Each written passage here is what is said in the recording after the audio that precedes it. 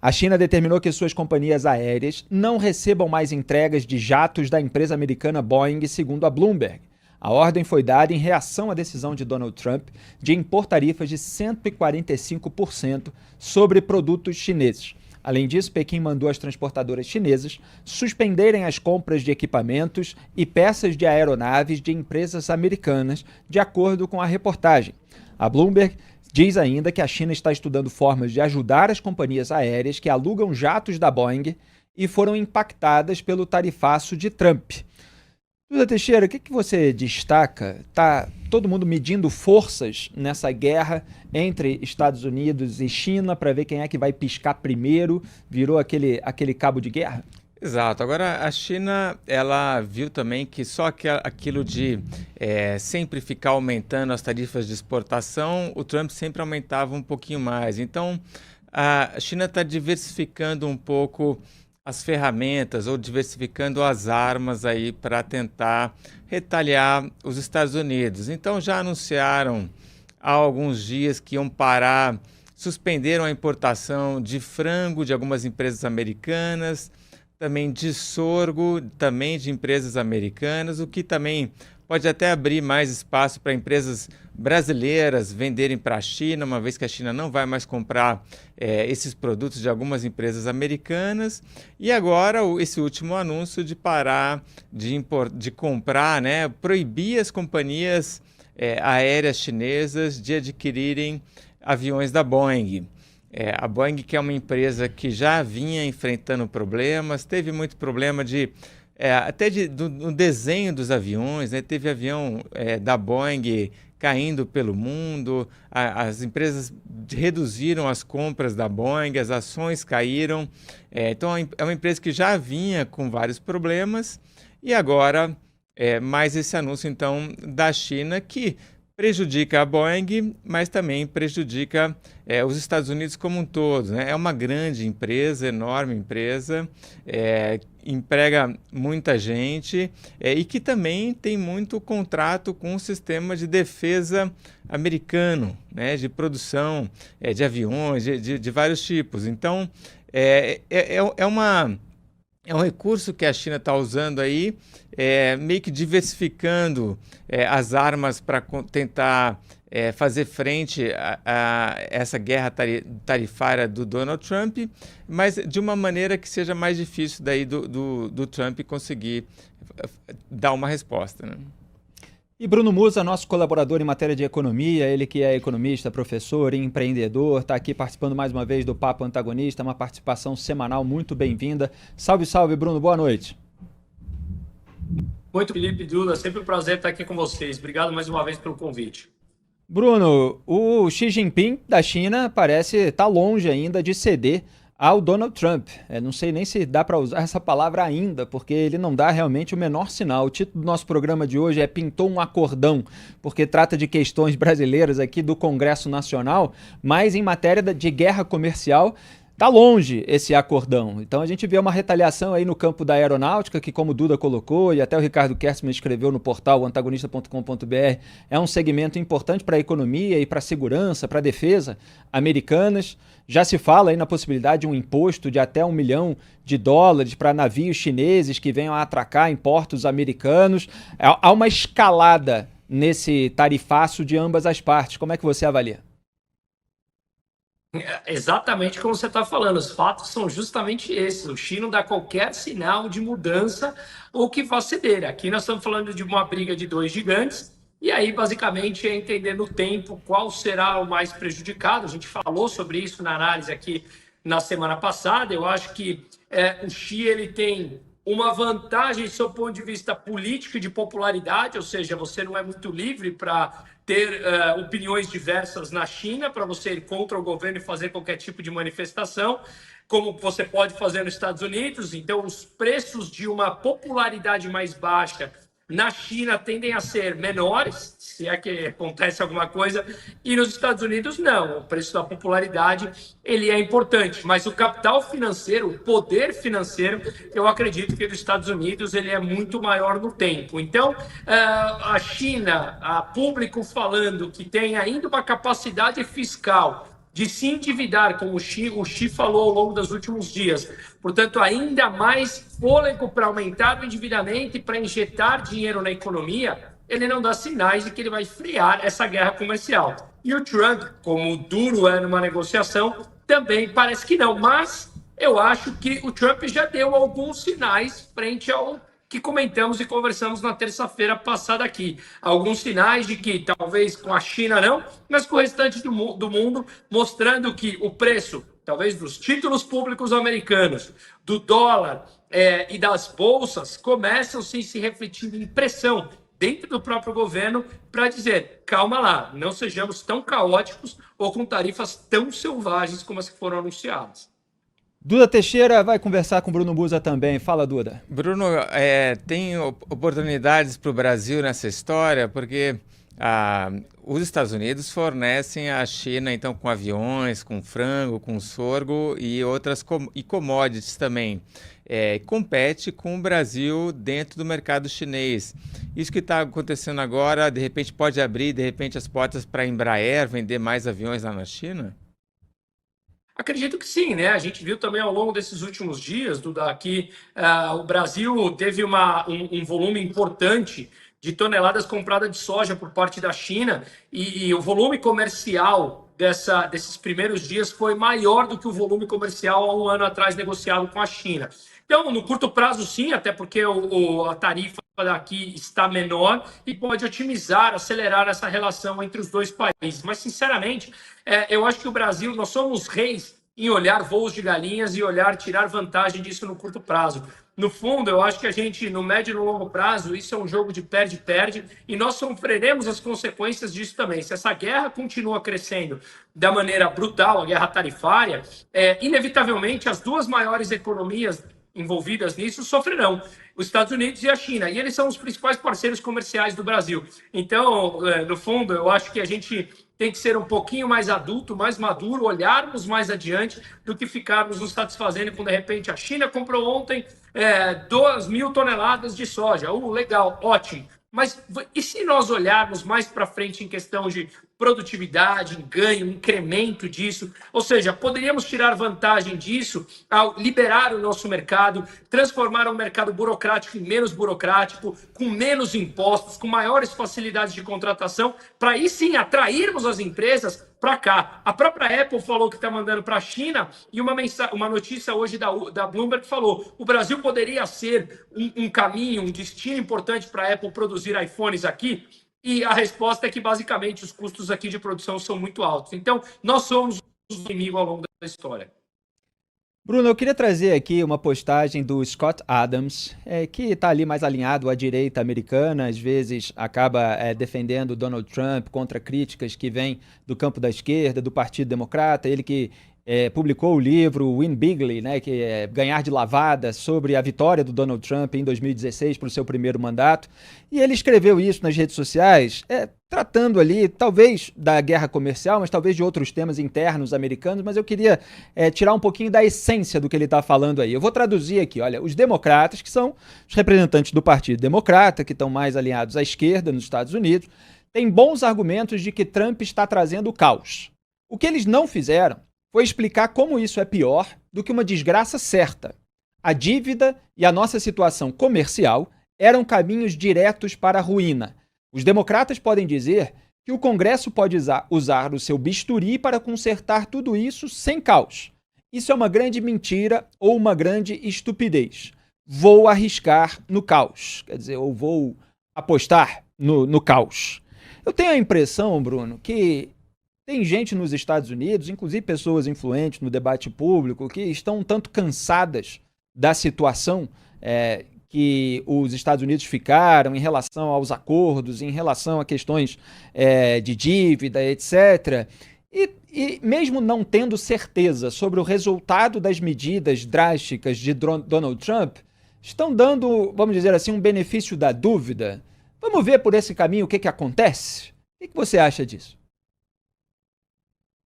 Eu vou bastante nessa linha. Nós estamos vivendo um momento de extrema polarização, e eu não estou falando aqui no Brasil, só no mundo, e também não acho que isso tem que ser ruim. É um momento da história que faz parte para a evolução e amadurecimento do nosso posicionamento político, econômico e etc., né? Filosófico. Então, meu ponto é, por que eu trouxe isso à tona para te responder? Porque eu percebi que eu fiz uma série de 5 vídeos ali no meu canal e muitas pessoas, todo mundo que me acompanha sabe que eu tenho um posicionamento aliado à Escola Austríaca de Economia, que é totalmente liberal libertária. Portanto, eu tenho um alinhamento muito mais à direita, obviamente, e não à esquerda. Não tenho nenhuma relação de ideias com a esquerda. Mas mesmo assim, as pessoas começam a criticar quando eu critico uma forma que o Trump tem feito. É como se você não pudesse criticar uma pessoa que está no teu espectro político. Se nós somos capazes de nos criticarmos, como é que eu não posso criticar alguém que está fazendo ações que vão contra as ideias que nós pregamos nesse campo político, ideológico e econômico como um todo? E aí eu acho que a resposta vai mais ou menos nessa linha, né? Então, quando o Scott Adams faz esse tweet, que ele prefere o caos, ok, devemos entender que o Trump pode ter e deve ter alguma sinalização mais profunda de mudança, como nós falamos na semana passada, talvez de ordem monetária, de ordem de política doméstica, de ordem geopolítica, mas é importante entender que a forma como está sendo feita até o momento tem sido caótica. O mercado já deteriorou em valor, o custo da dívida dos Estados Unidos subiu, os títulos públicos americanos, o rendimento dele subiu, significa que os Estados Unidos têm um custo maior para refinanciar a sua dívida do que tinha antes do dia da libertação, e isso, obviamente, complica em um ano onde 9 trilhões, 25% da dívida americana, vence esse ano e eles precisam rolar essa dívida. Então, o que nós estamos vendo é que, até o momento, esses custos financeiros têm sido altíssimos. E aí a pressão começa a crescer. Então, eu acho que faz sim a gente pensar num remanejamento, numa mudança de ordem. Eu estive lá nas eleições produzindo um documentário. Claramente, entre um e outro, eu apoiei o Trump e não a Kamala Harris, mas a gente tem que entender que a forma como está sendo feita agora é uma forma caótica que traz instabilidade e falta de previsibilidade.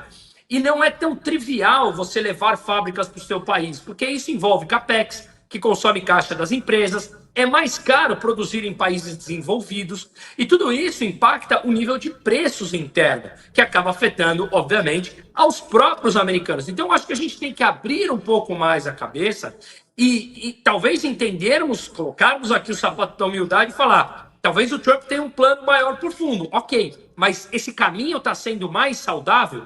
Só para não me alongar muito, eu tenho olhado bem o site do Doge, por exemplo, e ele parou de crescer o montante que eles estão falando que estão economizando. Mas vamos levar em consideração que aqueles 55 bi que eles falaram que economizaram é fator real. E mesmo assim já tem algumas matérias mostrando que certos cortes foram contabilizados 3 vezes. Enfim, tem ali uma distorção, mas vamos mostrar que os 55 bilhões divulgados no site do DOGE, Departamento de Eficiência Governamental, seja de fato o número verdadeiro. Os Estados Unidos está beirando um déficit de 2 trilhões. Se eles vão baixar impostos, que eu amplamente apoio, obviamente, significa que, sem diminuir os gastos, o déficit vai continuar crescendo. E aqui tem um problema importante nisso. Se mesmo os números de 55 bilhões de cortes são reais, eles fazem uma cócega em 2 trilhões de déficit americano. Portanto, falta muito ainda para, de fato, cortar o gasto. Diferente do que o Milei tem feito constantemente. Foi uma semana importante lá na Argentina e a gente falou aqui na semana passada. Então, veja que são 2 alinhados à direita, mas o posicionamento aqui é completamente diferente e eu acho que é importante pontuarmos isso. Perfeito. A gente já vai falar, inclusive, do Javier Milei, mas o Duda Teixeira tem uma pergunta antes, e só reforçando o que o Bruno Musa falou. O protecionismo não é algo bem visto nessa escola mais liberal associada à direita, inclusive à direita americana. Então é absolutamente natural em que pessoas com esse ideário não tenham esse nível de adesismo a uma figura política a ponto de abandonar determinadas ideias cujas consequências são, no mínimo, incertas. e que é mais ou menos o que a gente está vendo agora, mas também com um certo caos. Duda Teixeira. Eu queria só comentar esse tweet do Scott Adams aí a partir do comentário do Bruno Musa. Quer dizer, mesmo que a gente tenha alguns poucos dias de caos e de repente na semana que vem tudo se resolva, esses dias de caos já tiveram um custo alto para a economia americana, certo? Os investimentos foram cancelados, o consumidor já está ressabiado, vai gastar menos, os juros das dívidas aumentaram.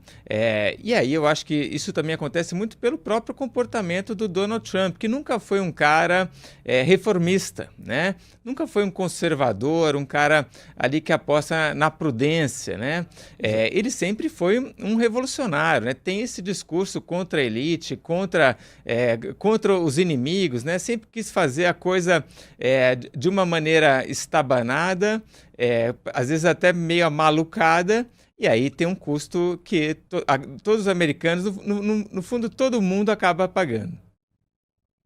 Concordo, eu falo dessa maneira, eu uso o adjetivo caótico, é a forma como ele tem feito, trazendo imprevisibilidade para tudo, e investimentos não gostam de falta de previsibilidade, né? Então, só para contextualizar um ponto a mais que você falou, no ano passado, os Estados Unidos gastaram em pagamento de juros da dívida $1 trilhão, né? Então, se o foco e o objetivo é diminuir o custo financeiro da dívida ao derrubar a taxa de juros, promovendo um princípio de recessão ou diminuição da atividade econômica nos Estados Unidos, quanto dos 1 trilhão seria capaz, com uma queda de juros, deles economizarem? 200? 300 bi? Não mais do que isso, porque também os juros não vai voltar a patamares pré-pandemia ali, né?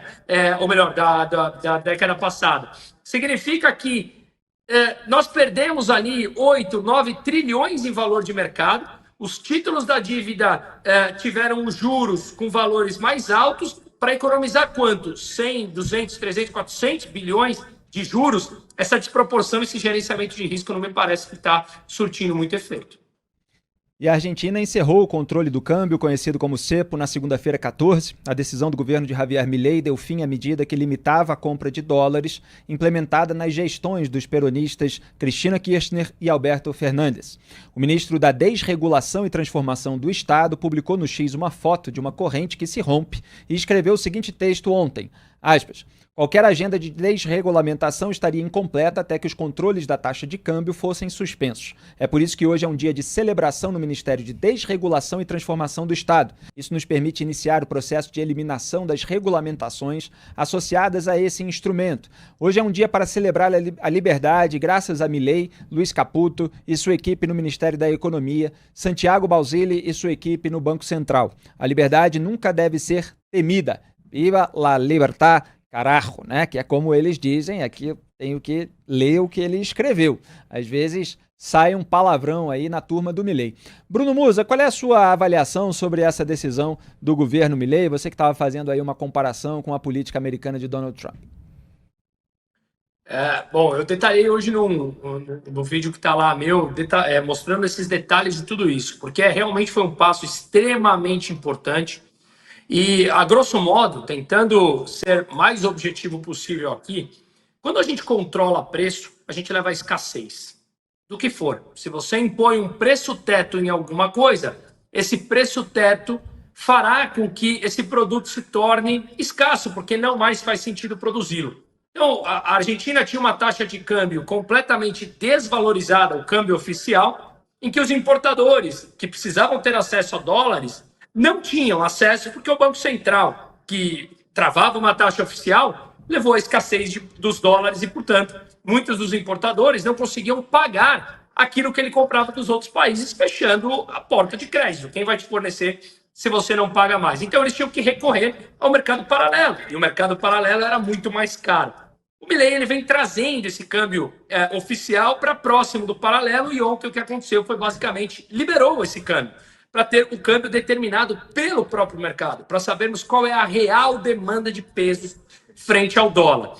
E, a grosso modo, se nós pegarmos toda a base monetária da Argentina, que ele chamou de base monetária ampla, ampliada, né? Aqui em espanhol, amplia, a base monetária ampliada são 47 bilhões de pesos. Tá?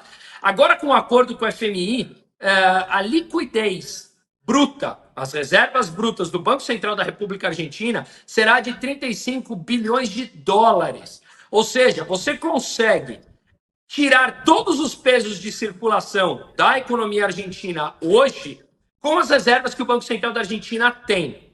Significa que você consegue dolarizar a economia, que é um dos objetivos do milênio, uma das promessas, acabar com o Banco Central, numa taxa entre $1, 1.000 pesos, e $1, 1.400 pesos. Então, agora, esse câmbio liberado, ele oscila entre 1.000 e 1.400. Se cai abaixo de 1.000, o Banco Central argentino entra comprando dólares e vendendo pesos. Se passa de 1.400, ele entra comprando pesos e vendendo dólares para manter nessa banda entre 1.000 e 1.400 até o momento.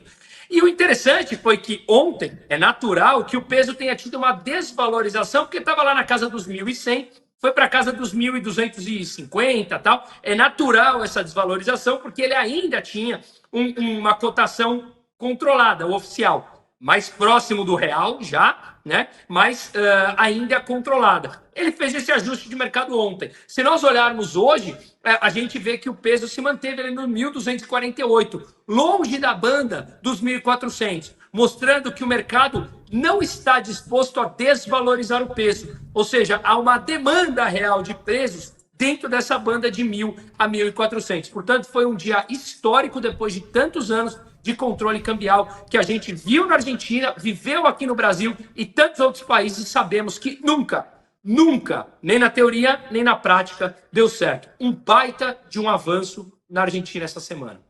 Aliás, só ler aqui mais uma declaração do presidente argentino Javier Milei. Ele prometeu por fim a incerteza inflacionária. Ele disse o seguinte, abro aspas, vamos restaurar o patrimônio do Banco Central e acabar com a inflação. Pela primeira vez na história, a Argentina tem suas contas em ordem.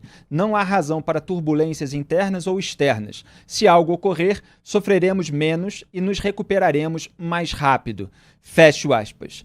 O Bruno, você mesmo citou o plano dele, a promessa dele de acabar com o Banco Central. Agora ele está falando em restaurar o patrimônio, acabar com a inflação. Era só bravata de acabar com o Banco Central ou você realmente acredita que ele vai realizar essa promessa? Olha, ele até o momento não deu nenhum sinal de mudança de ideia. Todos os fatos que ele vem no discurso dele e na prática é em direção a acabar com o Banco Central. Não sabemos se isso realmente se concretizará. Mas, de novo, volto nesse cálculo. Ele já tem quantidade suficiente para dolarizar a economia em reserva do Banco Central na taxa que está sendo, nessa banda estipulada entre 1.000 e 1.400. Me parece, de novo, repito, não sei, não estou na cabeça dele, estive com ele 2 vezes, mas não é uma pessoa que eu tenho contato, então não conseguiria opinar 100%, mas me parece que ele continua firme e forte no seu desejo, não pelas palavras, também pelas palavras, mas pelas ações concretas que ele vem realizando. É bem provável que a Argentina passe agora a ter um ajuste de preço interno, justamente por essa pequena desvalorização que a moeda teve no primeiro dia, para ajustar até esses 1.250 pesos, como falamos, frente aos 1.100 que estava. Deve ter um ajuste de preço interno. De fato, a inflação em março foi um pouco maior do que as vistas no mês anterior. Foi de 3,7%, quando estava oscilando ali na casa dos 2%. É normal esse ajuste de preço, porque o câmbio ainda estava segurado, estava contido, né? Agora, o que acontece é muito diferente do que ter uma dinâmica inflacionária, que é o que existia antes. Então, tudo isso traz um cenário positivo. Tem um dado importante, só para contextualizar aqui, que eu falei num vídeo hoje, que é o seguinte: quando o Milei assumiu, a taxa de juros nominal na Argentina era de 133% ao ano e não havia demanda para comprar títulos, mesmo ganhando 133% ao ano, hein? Não havia investidor disposto a comprar, tanto é que quem monetizava a dívida era o próprio Banco Central, através da impressão da moeda, e isso ocasionou a inflação. Hoje, a taxa de juros na Argentina está em 29% ao ano, de 133% para 29%, em tendência de baixa. No Brasil, está em 14,25%, com tendência de alta indo a 15%. Se o Brasil continua, e o número do orçamento saiu hoje, aumento de salário mínimo, aumento da dívida pública, no orçamento, que está sendo divulgado hoje de 2026. Significa que, se o Brasil continuar nessa dinâmica de responsabilidade fiscal, não vai demorar muito para a taxa de juros nominal no Brasil ser maior do que a taxa de juros nominal da Argentina. Maravilha. Aliás, o nosso colaborador também no portal antagonista.com.br, Pedro Kazan, publicou um artigo, foi em 3 de fevereiro, e naquela ocasião o título ficou: a Argentina reduz taxa de juros de 126% para 29% com Milei. Estão lá os dados que ele utilizou para quem quiser avaliar. Última consideração, Duda Teixeira, para a gente liberar o Bruno e passar aqui para as tretas do Congresso Nacional Brasileiro. Bruno, adoro as suas explicações sobre Javier Milei. A gente já comentou aqui também, ele derrubou vários golaços, né? Derrubou a inflação, derrubou os juros, derrubou a pobreza, agora acabou com o controle cambiário. Será que a principal diferença entre o Milei e o Donald Trump lá nos Estados Unidos é que o Milei entende de economia e sabe o que está fazendo? Claro, sem dúvida. O Milei é um profundo conhecedor de economia. É um profundo conhecedor, concorde você ou não, e obrigado pelo elogio, concorde você ou todo mundo que escuta, não importa. Ele é um profundo conhecedor das ideias da Escola Austríaca de Economia, muito bem citadas por autores, inclusive o Prêmio Nobel, como Hayek, ou na incrível obra do Mises, O Ação Humana. Lá ele expõe detalhes, e o Milei está levando à risca esse tipo de ideia. Então, sim, ele é um profundo conhecedor. E eu acho que o Trump tem outros méritos, baita do empresário, um amplo negociador, enfim, vários méritos que ele tem, mas, com certeza, eu ousaria dizer que talvez o presidente hoje, com maior conhecimento econômico profundamente embasado, hoje, talvez em todos os países, é sim o Javier Milei. E ele tem colocado em prática o que está escrito no manual básico ali. Está levando a ferro e fogo. E os resultados estão aí. Vocês mostraram o Twitter, o X do Stutzenegger, né? Que é o ministro da Desregulação da Argentina. Ele, a cada dia, ele posta, se não me engano, 2 ordens que ele vem desburocratizando, regras e normas que ele vem desburocratizando e derrubando na Argentina. Vale a pena criar o hábito de acompanhá-lo diariamente. É impressionante. Enquanto a gente aumenta a burocracia, eles têm diminuído. E burocracia, obviamente, é um obstáculo para investimentos. E o Hayek é o autor de O Caminho para a Servidão, livro de 1944, que tem um capítulo que eu já citei, cujo título eu adoro, que se chama Por que os piores chegam ao poder? Ele foi vencedor do Prêmio Nobel de Economia em 1974. Bruno Musa, muito obrigado pela sua participação no Papo Antagonista, muito esclarecedora e didática, como sempre. A gente gosta de explicar para as pessoas o que realmente está acontecendo, não só no Brasil, mas no resto do mundo. Boa noite, bom trabalho. E eu aproveito para recomendar a todos, ele já citou, o canal de YouTube do Bruno Musa, Bruno_Musa, e também sua página de consultoria de investimentos, brunomusa.com.br/investimento. Valeu! Valeu. Sempre um prazer estar com vocês. Obrigado a todos, obrigado pelo papo e até semana que vem.